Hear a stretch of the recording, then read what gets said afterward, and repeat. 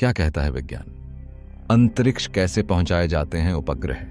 पृथ्वी से बाहर कोई भी वस्तु अंतरिक्ष स्पेस में पहुंचाना बहुत मुश्किल काम है। इसमें वस्तु के पृथ्वी के गुरुत्व के प्रभाव से मुक्त होना बहुत जरूरी है। इस विशाल बल के विपरीत अंतरिक्ष में जाने के लिए बहुत सारा ईंधन और विशेष तकनीक भी जरूरत होती है। इसके लिए विमान की जगह रॉकेट ही सबसे ज्यादा उपयुक्त होते हैं। जो आज प्रक्षेपण यान कहे जाते हैं, उनका काम ही उपग्रह या यानों को अंतरिक्ष में पहुंचाना होता है। अंतरिक्ष स्पेस में जाना इंसान के लिए सदियों से एक सपना रहा है। जहां इंसान को वायुमंडल में ही ऊंचाई तक पहुंचने में सैकड़ों साल लग गए और वह विमान बना पाया। अंतरिक्ष में जा पाना इंसान के लिए एक बहुत बड़ी उपलब्धि है। अंतरिक्ष में जाना आसान नहीं है। आज कई अंतरिक्ष यान और कृत्रिम उपग्रह अंतरिक्ष में इतनी ज्यादा मात्रा में पहुंचाए जा रहे हैं कि ऐसा लगता है कि सैटेलाइट। अब यह बहुत आसान काम हो गया है, लेकिन यह आज भी बहुत मुश्किल काम है। अंतरिक्ष में रॉकेट के जरिए यानों को पहुंचाना बहुत ही चुनौती भरा और खर्चीला काम है, जिस पर हमारे वैज्ञानिक आज भी काम कर रहे हैं। इससे पहले दोस्तों, अगर आपने हमारे चैनल को अभी तक सब्सक्राइब नहीं किया है तो कृपया सब्सक्राइब करें और वीडियो को एक लाइक कर दीजिए। अंतरिक्ष में चीजें कैसे जाती हैं, यह जानने के लिए यह समझना जरूरी है कि अंतरिक्ष की शुरुआत कहां से होती है। इसकी शुरुआत कारमान रेखा से होती है, जो पृथ्वी की सतह से 100 किलोमीटर की ऊंचाई तक जाती है, जबकि आमतौर पर वायुयान केवल 10 किलोमीटर तक की ऊंचाई तक ही जा सकते हैं। वायुमंडल तो बहुत ऊपर तक तकनीकी तौर पर हमारे वायुमंडल के प्रभाव के लिहाज से देखें को अंतरिक्ष पृथ्वी से 10,000 किलोमीटर ऊंचाई से शुरू होता है, जहां पृथ्वी का असर पूरी तरह से खत्म माना जा सकता है। लेकिन हमारे कृत्रिम उपग्रह इस सीमा से काफी नीचे तक पृथ्वी का चक्कर लगाते हैं। फिर भी कारमान रेखा को इस प्रश्न के नजरिए से अंतरिक्ष की शुरुआत माना जा सकता है। सवाल यह उठता है कि क्या वायुयानों को अंतरिक्ष तक ले जाया जा सकता है या नहीं।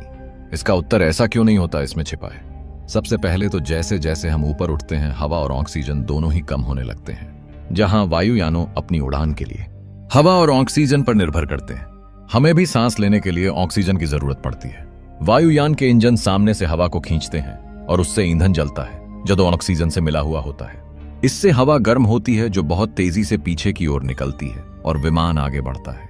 लेकिन ज्यादा ऊंचाई में वायुयानों को पर्याप्त हवा या ऑक्सीजन नहीं मिल पाती है, इसलिए विमान को ज्यादा ऊंचाइयों पर नहीं उड़ाया जा सकता है।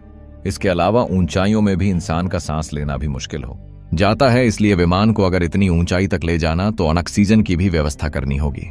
इसलिए अंतरिक्ष में जाने के लिए हमें विमान की जगह दूसरी व्यवस्था की जरूरत पड़ी।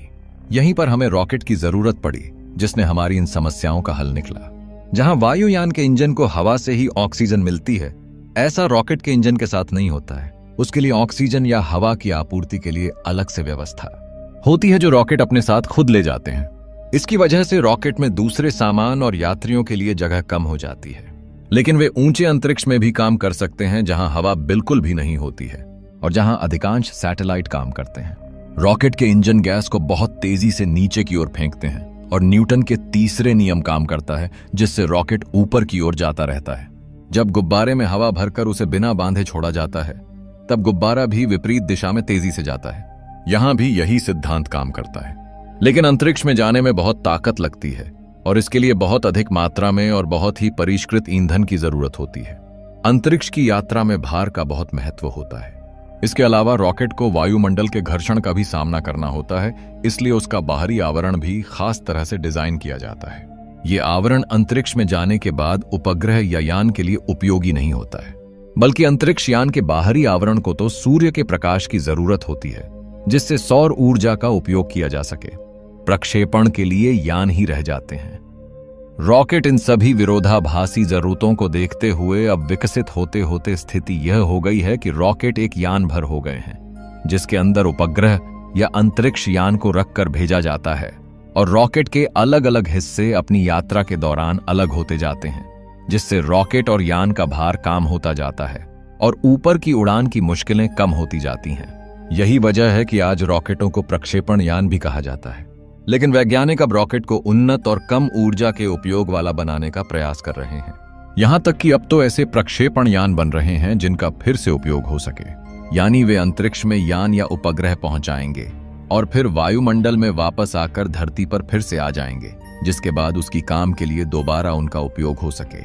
तो दोस्तों, अगर आपको यह वीडियो पसंद आया हो तो कृपया लाइक करें, अपने दोस्तों के साथ शेयर करें और हमारे चैनल को सब्सक्राइब करें।